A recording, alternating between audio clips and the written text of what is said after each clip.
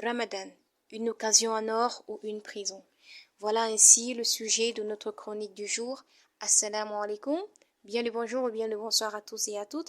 Je suis Yasmine Mahmoud et bienvenue dans ma chronique intitulée Ramadan, mon bien-aimé.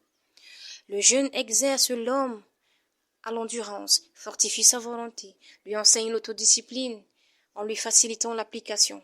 Il crée en lui la volonté et la crainte de Dieu, et surtout la piété qui est l'un des fondements du jeûne.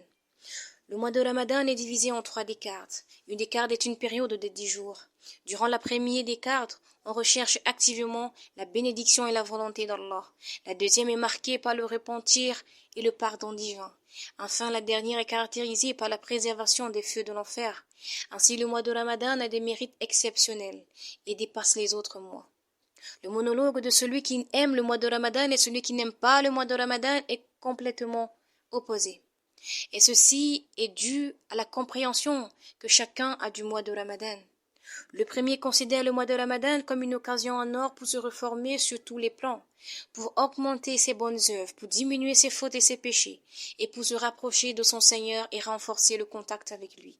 Au contraire, le second considère le mois de Ramadan comme une prison qui l'empêche tous ses plaisirs, qui affaiblit son corps, diminue son poids, et le contraint à faire certaines adorations malgré lui.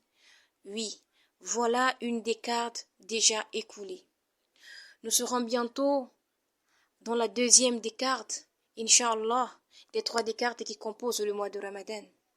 Le plus dramatique, c'est que pendant ce mois de retour à Dieu et de réconciliation avec Dieu et ses serviteurs, nous trouvons encore des musulmans qui haïssent d'autres musulmans, d'autres frères et sœurs, d'autres compatriotes, pour des considérations toutes bidonnes les unes que les autres, telles que des considérations politiques, tribales, raciales, associatives, voire des considérations de goût et de forme. Si pendant le mois de Ramadan, nous ne pouvons pas aimer nos frères et sœurs, quand est-ce que nous pourrons alors les aimer? Si pendant le mois de Ramadan, nous ne pouvons pas pardonner à nos frères et sœurs, quand est-ce que nous pourrons alors le pardonner? Si pendant le mois de Ramadan, nous ne pouvons pas avoir la victoire sur notre âme et sur le shaitan, quand est-ce que nous pourrons alors l'avoir? Si pendant le mois de Ramadan, nous ne pouvons pas penser à nos frères les besogneux, quand est-ce que nous pourrons le faire? Si pendant le mois de Ramadan, nous ne pouvons pas faire preuve de générosité, de miséricorde et de compassion à l'égard de l'humanité, quand est-ce que nous pourrons le faire?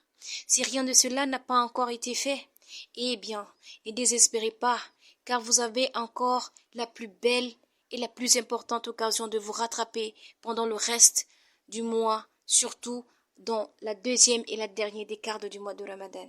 Chers frères et sœurs en islam, faites votre propre bilan et votre autocritique.